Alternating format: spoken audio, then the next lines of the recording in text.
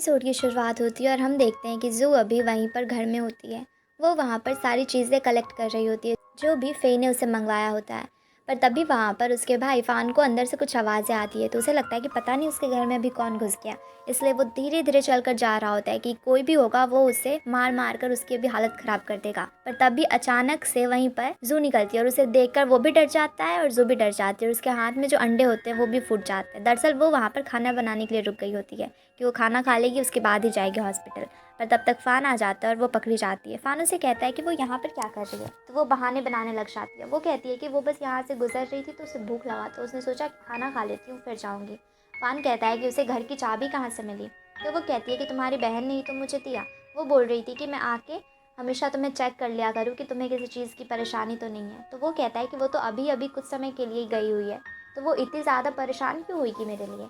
पर फिर भी वहाँ पर जो किसी तरह से बात को संभालने की कोशिश करती है। तो फ़ान उसे कहता है कि अच्छा ठीक है, फिर मैं खाना बनाता हूँ, हम लोग एक साथ में ब्रेकफास्ट करते हैं। वो लोग साथ में खाना खाते हैं और जू बार बार उसे घर से जाने को कह रही होती है क्योंकि वो तो सामान लेकर जाने वाली थी ना हॉस्पिटल। पर फ़ान वहाँ पर जा ही नहीं रहा होता है। अब जू के बार बार जिद करने पर वो जाने लगता है।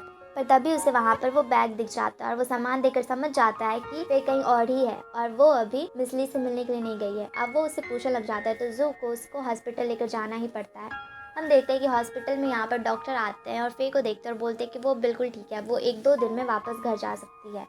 उसके बाद वो जब इसी तरह से हॉस्पिटल में वॉक कर रही थी तभी उसकी नज़र वहाँ जिया पे पड़ती है।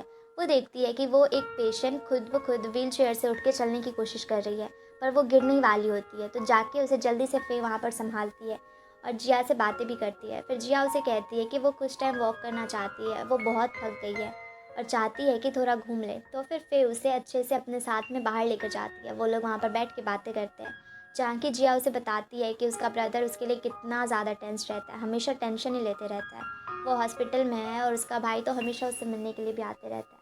फ़े उससे पूछती है कि उसे क्या परेशानी है, लेकिन यहाँ पर जू उसे नहीं बताती कि वो मरने वाली है। वो बस इतना ही कहती है कि अभी अभी उसका छोटा सा एक सर्जरी हुआ है और इसी वजह से उसका भाई परेशान रहता है। उसके बाद वहाँ पर उसकी केयर टेकर आ जाती है, तो वो फ़े को बाय बोलकर वहाँ से चली जाती है। इधर फ़े सोच रही होती है कि ये तो वही लड़की थी जो कि मुझे पेरिस में मिली, पर उसे लगता है कि शायद वो अभी भी गलत समझ रही है, ये नहीं कोई और ही लड़की होगी। दूसरी तरफ जब वो अपने रूम में आती है तो वहीं पर उसका भाई आ चुका होता है। फ़ान उससे काफ़ी ज़्यादा झगड़ा कर रहा होता है कि उसने उसे क्यों नहीं बताया कि वो हॉस्पिटल में है। अब दोनों एक दूसरे से इतना ज़्यादा झगड़ा कर रहे थे, ये देखकर जू को वहाँ पर बहुत बुरा लगता है क्योंकि चोट तो उसकी वजह से ही फ़े को लगी थी ना, इसलिए वो वहीं पे रोने लग जाती है। अब उसे इस तरह से गिल्टी फ़ील करते हुए देखकर इन दोनों को भी बुरा लगता है। फिर वो लोग उसे समझाते हैं कि इसमें उसकी कोई भी गलती नहीं थी और वो दोनों ऐसा प्रिटेंड करने लग जाते हैं कि उनमें तो झगड़ा बिल्कुल हुआ ही नहीं है, वो दोनों कितने टाइम के कितने अच्छे दोस्त हैं। अब उसके जाने के बाद में फिर वहाँ पर फिर से जिया से मिलने के लिए उसके रूम में जाती है। वो जब उसके रूम में जाती है तो वो देखती है कि वो एक बहुत ही बड़े से रूम में थी। वो उससे कह रही होती है कि तुम तो काफ़ी पैसे वाली हो। तो जिया भी उसे मजाक में कहती है कि ठीक है, तुम फिर मेरी भाभी बन जाओ, तुम भी बहुत पैसे वाली बन जाओगी।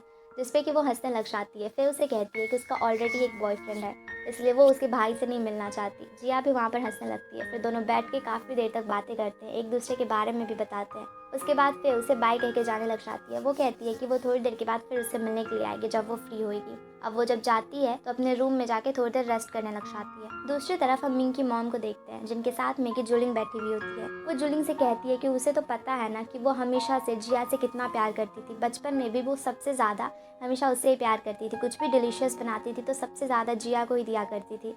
वो सबसे ज़्यादा उसकी केयर करती थी और इसीलिए वो चाहती थी कि उसकी शादी मिंग से हो जाए। पर उन्हें क्या पता था कि उनके इस डिसीज़न की वजह से सब कुछ इतना बुरा हो जाएगा। मिंग मना कर देगा, जिया घर से चली जाएगी और उसके और इनकी फैमिलीज़ के बीच में इतनी ज़्यादा कड़वाहट आ जाएगी। और दूसरी तरफ जायू तो है ही, जो कि हमेशा मिंग को परेशान ही करते रहता है। यहाँ पर जूलिंग उनकी मॉम से कहती है कि उससे सब कुछ पता है। वो कहती है कि वो बचपन से ही जानती है उन्हें, उसने देखा है कि वो कितनी ज़्यादा केयरिंग थी। ये सब कुछ जो हुआ वो उसमें किसी की भी गलती नहीं थी, बल्कि सिचुएशन गलत थी। ये सारी चीज़ें सुन के वहाँ पर मिंग की मॉम काफ़ी खुश होती है। वो जूलिंग को थैंक यू भी बोलती है क्योंकि जूलिंग उन्हें समझ पा रही होती है। दूसरी तरफ हम अब हॉस्पिटल का सीन देखते हैं, जहाँ की फान उसका सारा सामान पैक कर रहा होता है। साथ में जू भी होती है क्योंकि अभी उसे हॉस्पिटल से डिस्चार्ज मिल गया। वो लोग फे को कहते हैं कि साथ में चलो, पर फे वहाँ पर मना करती है। वो कहती है कि हॉस्पिटल में उसकी कोई फ्रेंड है, इसलिए वो पहले उससे मिलने के लिए जाएगी। अब ये दोनों तो वहाँ से चले जाते हैं और इधर फे दौड़ के जाती है जिया से मिलने के लिए। वो जिया को बताती है कि आज वो यहाँ से डिस्चार्ज हो रही है, इसलिए वो हर दिन उससे मिलने के लिए नहीं आ पाएगी। पर वो कहती है कि वो हमेशा टाइम निकाल के उससे मिलने के लिए हॉस्पिटल आया करती रहेगी और जब उसे भी डिस्चार्ज मिल जाए तो वो हमेशा उसके घर आ सकती है। दोनों साथ में खूब मस्ती करेंगे। वहाँ पर उससे वो एक एम्ब्रॉयडरी किया हुआ रुमाल भी गिफ्ट करती है, जिसे देख कर के जिया को काफ़ी अच्छा लगता है। फिर वहाँ पर जिया को बताती है कि उसने खुद ही एम्ब्रॉयडरी किया, और वो बताती है कि जब जिया बिल्कुल ठीक हो जाएगी तो फिर उसके लिए एक बहुत ही अच्छी सी ड्रेस भी बनाएगी। ये सब कुछ सुनकर उसे काफ़ी अच्छा लगता है। वहाँ पर जिया फे से कहती है कि उसके पास तो कुछ है ही नहीं फे को देने के लिए। तो फे कहती है उसके पास है ना एक बड़ी सी स्माइल। दोनों यहाँ पे काफ़ी खुश होते हैं। उसके बाद फिर उसे कहती है कि अब उसे जाना चाहिए, काफ़ी लेट हो गया है। और वहाँ पर जिया भी उसे बाय करती है। अब फिर वहाँ से निकल जाती है। दूसरी तरफ फ़ान और जू जब जा रहे होते हैं तब भी वो लोग देखते हैं कि वहाँ पे ज़ायू हॉस्पिटल की तरफ जा रहा है। तो उन्हें लगता है कि इसे पता चल गया कि यहीं पर फे भी है, इसी वजह से ये आया होगा। इसलिए वहाँ पे जू जल्दी से मिंग को कॉल करके बोल देती है कि उसकी गर्लफ्रेंड की तबीयत बहुत ख़राब है और अभी उसका राइवल जो है जाके उसकी गर्लफ्रेंड को फिर से पटा लेगा, उससे छीन लेगा। इसलिए वहाँ पे फ़ान उस पर गुस्सा भी करता है कि मिंग को क्यों बता रही हो, कि मेरी सिस्टर ने बोला था कि उसे नहीं बताना है। पर जू कहती है कि अभी वो ठीक हो चुकी है और अभी मिंग जाएगा उससे मिलने के लिए तो उसे और भी अच्छा लगेगा। उसके बाद ये दोनों वहाँ से जाने लग जाते हैं, जहाँ की फ़ान एक स्कूटी पे जा रहा होता है और वो अपने साथ में वहीं पे जू को भी बिठाता है और जू उसे पकड़ के वहाँ से जा रही होती है। और यहाँ पे दोनों के मन में ही एक दूसरे के लिए फीलिंग्स आनी शुरू हो जाती है। दूसरी तरफ हम घर पे मिंग को देखते हैं, जहाँ की वो फिर से मिलने के लिए आया हुआ होता है। पहले तो वो उसे डांटता है कि वो हॉस्पिटल में थी और उसने इसे बताया तक नहीं, पर फिर वो उसकी बहुत ज़्यादा केयर करने लग जाता है। वो उससे बातें करता है, उसे समझाता है, संभालता है। और यहाँ पर फे को भी इतनी ज़्यादा केयर मिल रही होती है, इसलिए वो भी काफ़ी खुश होती है। अब ये दोनों वहीं पे सोफ़े पे सो जाते हैं और दोनों एक दूसरे के साथ में कुछ क्वालिटी टाइम भी स्पेंड करते हैं। अब हम हॉस्पिटल का सीन देखते हैं, जहाँ की ज़ायू जिया को लेकर हॉस्पिटल में हर जगह घुमा रहा होता है। तब भी वो लोग जब अपने रूम के पास पहुँचते तो देखते हैं कि जुलिंग वहीं पे खड़ी है। तो ज़ायू उसे कहता है कि तुम जुलिंग के साथ में इंजॉय करो और मैं अभी जाता हूँ कुछ काम के लिए। फिर वो बाहर चला जाता है। जिया और जुलिंग साथ में बैठ के बातें कर रहे होते हैं, जहाँ की जुलिंग भी उसे सर्जरी के लिए मनाने के लिए आई हुई होती है। वो कहती है कि पास्ट में जो भी चीज़ें हुई उसकी वजह से हर एक इंसान यहाँ पे बहुत ज़्यादा सफ़र कर चुका है और अब सारे लोग चाहते हैं कि जिया ठीक हो जाए। अब अगर वो इतना ज़्यादा सफ़र करते रहेगी तो और सारे लोग भी गिल्टी महसूस करते रहेंगे, सब एक दूसरे से झगड़ा करेंगे। उसका भाई, मिंग, सारे लोग सब एक दूसरे से नफरत करने लगे। अगर वो सर्जरी करवाती है, वो ठीक हो जाती है तो सारे लोग एक साथ में खुश हो जाएंगे। पर जिया फिर से मना करती है। वो कहती है कि अगर उसने सर्जरी कराया और उसकी मौत हो गई तब जुलिंग बताए कि किस तरह से वो उन सारे लोगों को वो समझा पाएगी, तब तो उनके दिल में और भी ज़्यादा गिल्ट रह जाएगा। इससे अच्छा है कि वो कुछ दिन मरने से पहले कम से कम उनके साथ में बिता ले। और वो जुलिंग की भी बात नहीं मानती है। दूसरी तरफ अब हम ऑफिस का सीन देख, जहाँ की हर जगह पे अपनी डिज़ाइन वाली स्केच ढूंढ रही होती है, क्योंकि शेन ने तो वो पहले ही चुरा ली थी। क्योंकि वो इतना ज़्यादा जेलस फील कर रही होती है फे से कि उसने उसकी डिज़ाइन वाली स्क्रिप्ट की पूरी सारी चीज़ ही चुरा ली होती है। अब वहाँ पे सारे लोग काफ़ी परेशान होते हैं, क्योंकि वो सबसे ज़्यादा इम्पोर्टेंट वाला उसमें डिज़ाइन फे ने बनाया हुआ होता है। इसे सारे लोग परेशान होते हैं। तभी एक डिज़ाइनर जिसने कि शेन को वहाँ पर खड़े देखा था, वो फे को अकेले में बुलाता है और बताता है कि उसने शेन को देखा है और उसके अलावा यहाँ पर कोई भी नहीं आया है। फे ये सुनती है तो वो तुरंत ही शेन से बात करने के लिए जाती है। वो शेन को अकेले एक रूम में लेकर जाती है और उसे पूछती है कि क्या उसने उसकी डिज़ाइंस को कहीं पर रखा है, जिससे कि शेन बहुत ज़्यादा भड़क जाती है और वो उस पर चिल्लाने लगती है कि वो ऐसा कर भी कैसे सकती है, फे उसे छोड़ कह रही है और भी न जाने क्या क्या। बिना बात को बताए, बिना अच्छे से बात किए वो फे पे इल्ज़ाम लगा के वहाँ से निकल जाती है और कहती है कि आज के बाद हमारी दोस्ती ख़त्म। और वो फिर कॉफ़ी लेने के लिए जाती है जुलिंग के लिए, जहाँ की वो बहुत देर तक वहीं पे खड़ी खड़ी फेक के बारे में कुछ कुछ अनाप शनाप बक रही होती है। तभी वहाँ पर जुलिंग आ जाती है। वो उसे पूछती है कि तुम मार्स पे गई हो क्या कॉफ़ी बनाने को। तो शेन हंसते हुए उसे कॉफ़ी देती है और कहती है कि कुछ नहीं, मैं तो बस ऐसे ही थोड़ी बिजी थी इस वजह से। पर जुलिंग फिर उतना ध्यान नहीं देती। थोड़ी देर के बाद में उससे मिलने के लिए फे आती है। वो आकर बताती है कि कुछ डिज़ाइंस मिल नहीं रहे हैं, जिसपे कि जुलिंग गुस्सा करने लगती है। वो कहती है कि डिज़ाइंस कहाँ चले गए, पर फिर उसे अश्योर करती है कि वो उतने ज़्यादा इंपॉर्टेंट वाले नहीं थे, इसलिए वो सब कुछ ठीक कर देगी। वो हालांकि सबसे इम्पोर्टेंट डॉक्यूमेंट्स थे, पर फिर भी वो उस समय जुलिंग को नहीं बताना चाहती थी। और वो कहती है उसे कि बस थोड़े से काम के थे, वो जल्दी उसके जगह पे दूसरी डिज़ाइन उसे भेज देगी और उसे दिखा देगी। इसके बाद हम ज़ायू को देखते हैं, जो कि जिया के साथ में घर जा रहा होता है। दरअसल जिया घर जाना चाहती है, वो हॉस्पिटल में रह के थक चुकी होती है और यहाँ पर वो उसे भी कह रही होती है कि वो घर चले, पर ज़ायू बिल्कुल भी नहीं मान रहा होता है। पर वहाँ पर वो उसे समझाती है। वो कहती है कि मॉम की डेथ के बाद में डैड ने दूसरी शादी कर ली, उसमें उनकी गलती भी नहीं है। वो अपनी स्टेप मॉम को आंटी ही बुलाती थी, तो वो उसे बता रही होती है कि आंटी हमेशा से उसकी मॉम डैड सबकी क्लोज रही थी और डैड के साथ में अगर वो है तो वो डैड का ध्यान भी तो रख रही हैं। डैड भी तो शादी नहीं करना चाहते थे ना, पर उन्होंने शादी की क्योंकि हम लोग भी बच्चे थे उस समय, हमारा ख्याल रखने के लिए। पर यहाँ पर ज़ायू बिल्कुल भी उसकी बात नहीं मानता है, पर जिया के बार बार जिद करने पे वो मान जाता है कि वो उसके साथ में घर पे चलेगा और रुकेगा भी। वहाँ पर अब दोनों घर पहुँचते हैं तो सारे लोग उन्हें देख के काफ़ी खुश हो जाते हैं। उनकी स्टेप मॉम, डैड के असिस्टेंट सारे लोग खुश होते हैं कि जायू भी अब जिया के साथ में घर पे रहने के लिए आया हुआ है। फिर हम डुओ और फे को साथ में एक जगह पे खाना खाते भी देखते हैं, जहाँ की डुओ उसे कह रही होती है कि मिंग ने उसका अच्छे से हॉस्पिटल में ख्याल रखा, जिस पर वो कहती है कि उसने तो मिंग को बताया ही नहीं। तो डुओ उसे कहती है कि उसे बताना चाहिए था ना, उसे इस तरह से हमेशा हमेशा सेक्रीफाइस नहीं करना चाहिए मिंग के लिए। और वो हंसने लग जाती है और कहती है इतनी छोटी सी बात के लिए वो उसे परेशान नहीं करना चाहती थी। दूसरी तरफ हम जायू के घर पे उसके डैड को देखते हैं, जहाँ की उनके असिस्टेंट उसके डैड से कह रहे होते हैं कि उन्हें जायू को सच बता देना चाहिए, और डैड भी सोचते हैं कि हाँ उन्हें कह देना चाहिए। पर जायू वहाँ पर ड्रिंक कर आता है, इसलिए वो लोग कोई बात नहीं कर पाते। अगली सुबह जब वो ऑफिस के लिए जा रहा होता है तो उसके डैड भी वहीं पर होते हैं। वो उस पर गुस्सा करने लग जाते हैं कि वो कितना ज़्यादा निकम्मा है, उसने 3 साल से कुछ भी नहीं किया है। दूसरी तरफ वो मिंग की तारीफ़ के पुल बांधे जा रहे होते हैं कि उसने 3 साल में कंपनी को कहाँ से कहाँ पहुँचा दिया, और एक उनका बेटा है जो कुछ करना ही नहीं चाहता है। इस बात पर दोनों की बहुत ज़्यादा बहस होती है, और जिया को और उनकी स्टेप मॉम को आकर उन दोनों को किसी तरह से वहाँ पर शांत करवाना पड़ता है। अब हम जूलिंग को भी देखते हैं ऑफिस में, जो कि मिंग से कह रही होती है कि उसे हॉस्पिटल जाना चाहिए और जिया से बात करना चाहिए, क्योंकि वो भी गई थी, उसने भी उसे मनाने की बहुत कोशिश की, पर वो बिल्कुल भी सर्जरी के लिए नहीं मान रही है, और शायद मिंग उसे कहेगा तो वो मान जाएगी। फिर हम जिया को देखते हैं, जो कि अभी कहीं और नहीं बल्कि फे के घर पे आई हुई होती है। वो लोग अभी रास्ते में वॉक कर रहे होते हैं, जहाँ की वो बता रही होती है कि उसे अभी हॉस्पिटल से डिस्चार्ज मिल चुका है और वो अभी बहुत ही ज़्यादा खुश है। पर वहाँ पर फे नोटिस करती है कि उसकी केयर टेकर अभी तक उसके साथ में। वो पूछती है तो वहाँ पर जिया उसे झूठ कह देती है कि उसका ब्रदर उसकी कुछ ज़्यादा ही केयर कर रहा है। उसके बाद वो उसे अपने घर भी लेकर जाती है, जहाँ की जिया उसकी इतनी सारी एम्ब्रॉयडरी वाली चीज़ें देखकर, सामान फैब्रिक देखकर काफ़ी खुश होती है। वहाँ पर फे उसे अपनी एक डॉल भी गिफ्ट करती है। यहाँ पर फे उसे पूछती है कि उसे कौन सी प्रिंसेस पसंद है, जहाँ की वो कहती है कि उसे बेला पसंद है। तो फे उसे कहती है कि वो उसे बेला वाला भी एक डॉल बना कर देगी, क्योंकि उसे भी बेला बहुत पसंद है। वो अपने लिए सोचती थी और वो काफ़ी ज़्यादा ब्रेव भी थी। उसकी ये सारी बातें सुनकर वहाँ पर जिया को भी काफ़ी ज़्यादा अच्छा लग रहा होता है।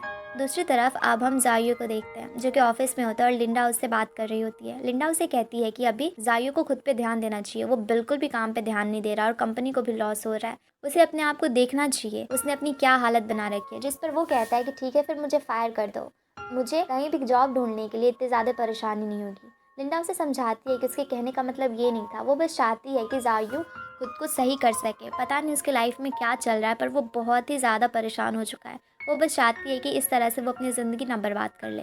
पर जायू कहता है कि वो सब कुछ ठीक कर देगा, लिंडा बेकार में ही परेशान हो रही है। फिर वो वहाँ से निकलता है तो बाई आ जाती है फिर से उसे परेशान करने के लिए उसके ऑफिस तक। अब वो लोग अपने ऑफिस में जाकर बातें कर रहे होते हैं, जहाँ की बाई फिर से उससे कह रही होती है कि वो उसकी कंपनी के साथ में काम करे, और अगर वो ऐसा करेगा तो काफ़ी ज़्यादा अच्छा होगा। उससे फिर से ऊट पटांग से ऑफर्स देने लग जाती है। तो जायू कहता है कि ठीक है, तुमने इतनी ज़्यादा मेहनत की है मेरे पीछे, तो चलो मुझे अपने डिज़ाइंस दिखाओ। अगर मुझे तुम्हारी कंपनी के कोई डिज़ाइन, एक भी डिज़ाइन अगर पसंद आ गया तो मैं तुम्हारी कंपनी के साथ में ज़रूर काम करूँगा। तो वहाँ पर बाई उसे अपनी कंपनी के डिज़ाइंस दिखाती है, जो देख कर उसकी हंसी छूट जाती है, क्योंकि इतनी बड़ी कंपनी होने के बावजूद उनकी डिज़ाइंस इतने ज़्यादा गंदे थे। एक भी डिज़ाइन ऐसा नहीं था जिसे कि वो प्रेजेंट कर सके, सारे ही गंदे होते हैं। जिसे देखकर वो काफ़ी हंसता है और बाई को फिर से वहाँ से निकल जाने को कहता है, और उसकी फिर से इंसल्ट होती है। दूसरी तरफ शाम को जब वो बैठकर काम कर रहा होता है, तभी उसका फ्रांस वाला फ्रेंड भी उसको कॉल करता है। वो उसे बताता है कि उसके डैड ने कंपनी को एक्वायर कर लिया और वो अब उसे ही सीईओ बनाने वाले हैं।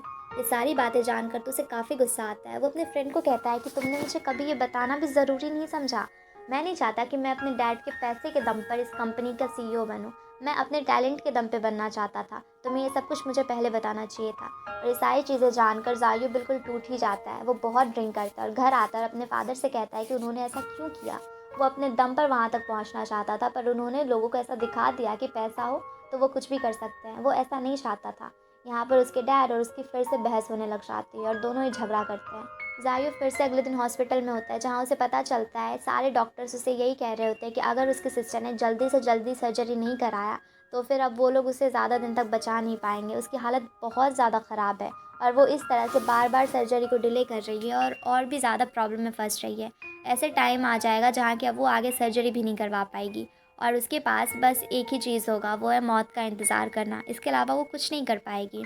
यहाँ पर उसके डैड और जायू दोनों ही काफ़ी ज़्यादा इमोशनल होते हैं। जायू फिर जिया के पास में आता है। वो उसे कहता है कि उसे जाना चाहिए, उसे सर्जरी कराना चाहिए। वो अपनी बहन को इस तरह से हर एक दिन मौत के करीब जाते नहीं देख सकता। पर जिया फिर से वहाँ पर मना करती है। वो कहती है कि चाहे कुछ भी हो जाए वो कभी भी सर्जरी नहीं कराएगी, क्योंकि उसे पता है इस कंडीशन में बचना बहुत ही मुश्किल है और अगर वो सर्जरी के लिए गई तो वो पक्का ही मर जाएगी। वो ज़िंदा नहीं बच पाएगी और वो अपनी फैमिली को इतने टाइम के बाद मिली है और उन्हें इस तरह से वो छोड़ के जाना नहीं चाहती। उसके बाद फिर हम हॉस्पिटल का सीन देखते हैं जहाँ की जिया से मिलने के लिए जुलिंग और मिंग दोनों ही आए हुए होते हैं और वो लोग जब उसके लिए गिफ्ट लेने के लिए जा रहे होते हैं तब उन दोनों ने एक ही बुक को सेलेक्ट किया होता है और वो दोनों यहाँ पर आकर उससे सारी बातें बता रहे होते हैं कि कैसे वो लोग गिफ्ट लेने के लिए गए थे और दोनों की नज़र एक ही बुक पर आई। वो लोग हंस के कह रहे होते हैं कि वो लोग बचपन से एक दूसरे को जानते हैं, इसलिए एक दूसरे की चॉइसेस को भी जानते हैं। तभी जायू रूम में आ रहा होता है पर इन तीनों को वहाँ पर हंसता खेलता देखकर वो वहीं रुक जाता है और इनकी बातें सुन रहा होता है।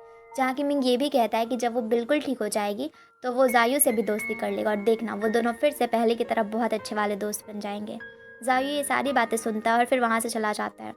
अब उसकी कंपनी की मीटिंग होती है जहाँ कि उसके डैड अभी सबके सामने में उसे सीईओ बना देते हैं और वहाँ पर वो तो डिज़ाइनर होता है, उसने कभी सीईओ की तरह में काम नहीं किया होता, उसे पता नहीं था कि वहाँ पर बोले क्या, पर फिर भी वो कुछ भी कह देता है और सारे लोग वहाँ पर तालियां बजाने लग जाते हैं। इससे जायू और भी ज़्यादा इरिटेट होता है। जब उसके डैड उससे मिलने के लिए उसके ऑफिस में आते हैं तब वो उनसे कह रहा होता है कि आपने देखा ना, मैंने कुछ भी बोल दिया और लोग तालियां बजा रहे थे। बस पैसा होना चाहिए इंसान के पास, मैं ऐसा बिल्कुल भी नहीं चाहता, मैं अपने टैलेंट के दम पे उनकी तालियां सुनना चाहता था, ना कि पैसे के दम पे।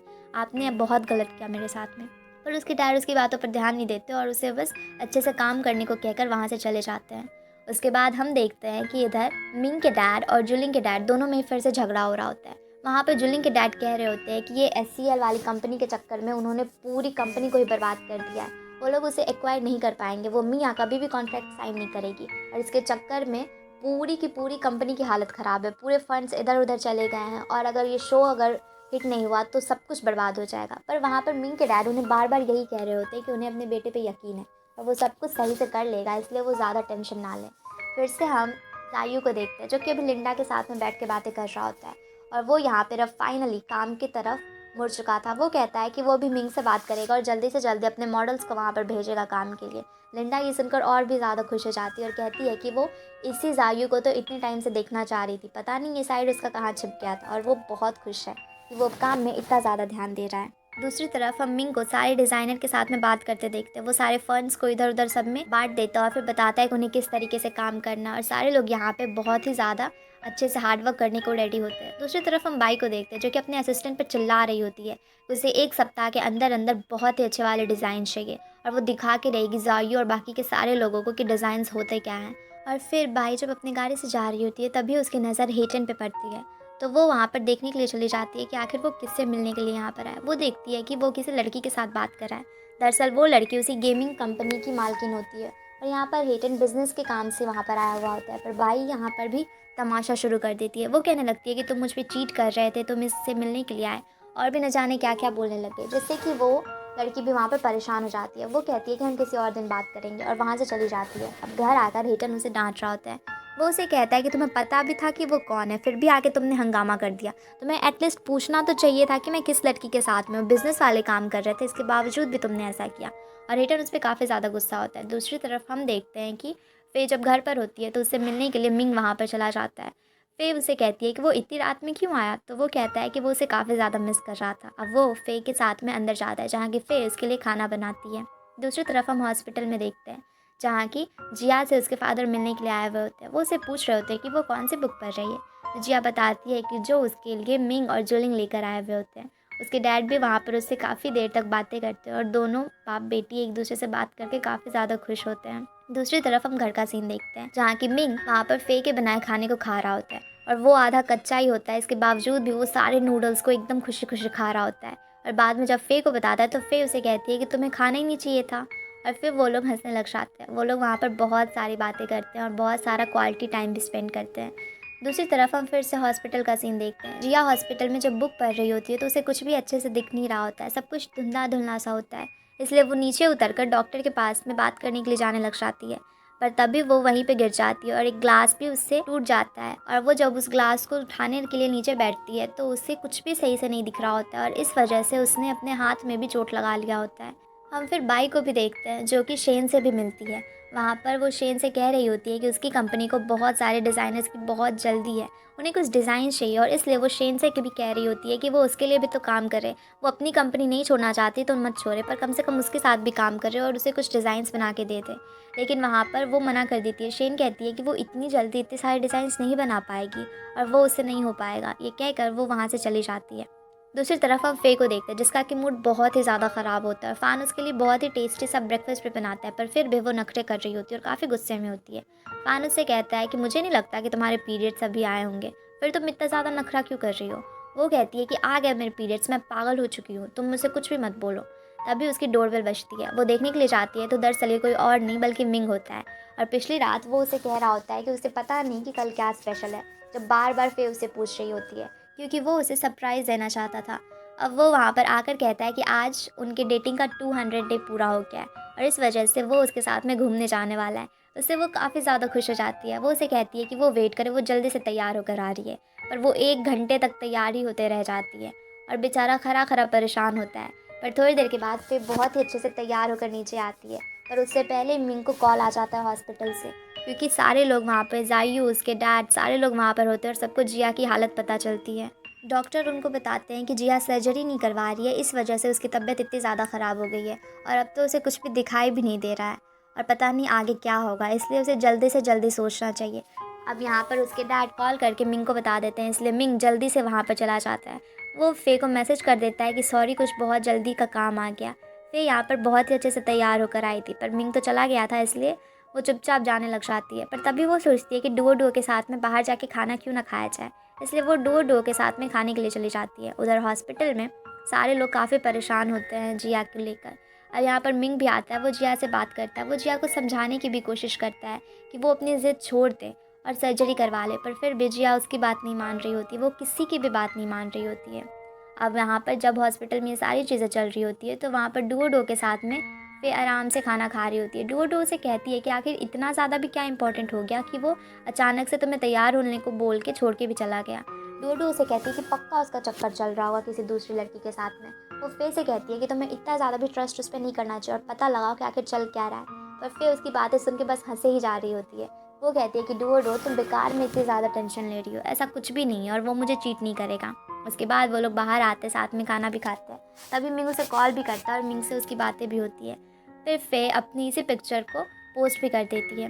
दूसरी तरफ हम देखते हैं कि मिंग जब वहाँ पर जिया के रूम से बाहर निकलता है तो वहाँ पे जायू आता है, फिर से उन दोनों में बहस होती है। जायू कहता है कि तुमने इसकी लाइफ बर्बाद कर दी और तुम मत आया करो, इससे मत मिला करो। अब वो वहाँ पर काफ़ी गुस्सा होता है। मिंग तो वहाँ से चला जाता है। फिर जायू जब जिया से साथ में बैठ के बातें कर रहा होता है तब वो काफ़ी ज़्यादा इमोशनल हो जाता है, यहाँ तक कि वो रोने लग जाता है, क्योंकि जिया जायू से कह रही होती है कि पिछले रात उसने सपने में माँ को देखा और माँ उसे उसके पास में आने को कह रही थी। जिया उसे कह रही होती है कि अब वो जल्दी माँ से मिलने के लिए चली जाएगी और जब वो चली जाए तो जायू इतना ज़्यादा रोया ना करे और उसे इतना ज़्यादा भी याद ना करे।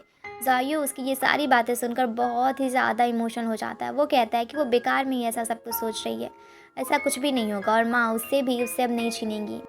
माँ खुद भी पहले चली गई जायू को अकेला छोड़कर, अब वो क्या चाहती है कि जिया भी चली जाए।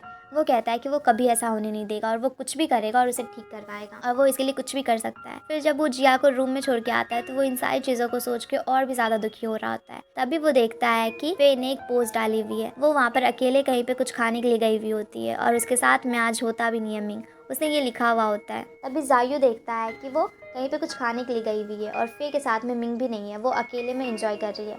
तब वो काफ़ी ज़्यादा गुस्सा होता है। उसके बाद वो गुस्से में फे के यहाँ पे पहुँच जाता है और जैसे ही फे गाड़ी से उतरती है तो वहाँ पर वो उसे बुलाता है। वो हॉर्न बजाता है तो फे आती है। वो उससे पूछती है कि जायू अभी यहाँ क्या कर रहा है। तो जायू कहता है कि उसे कुछ बहुत ही इंपॉर्टेंट बताना है, इसलिए वो अंदर आए। जब वो गाड़ी में आके बैठती है तो जायू उसे कहता है कि कहीं पे चलना होगा, पर वो साफ साफ इनकार करती है। वो कहती है कि वो इसके साथ में कहीं पे भी नहीं जा रही है। तो जायू कहता है कि तुम्हें पता है जब तुम अकेले वहाँ पर खा रही थी तो मिंग कहाँ पर था। और उसकी ये बात सुन के वहाँ पर थोड़ी देर के लिए फे भी चुप हो जाती है और इसी के साथ में ये एपिसोड यहीं पर ख़त्म हो जाता है। Thanks everyone for watching. और वीडियो अच्छी लगी हो तो वीडियो को लाइक करके चैनल को सब्सक्राइब ज़रूर कर देना।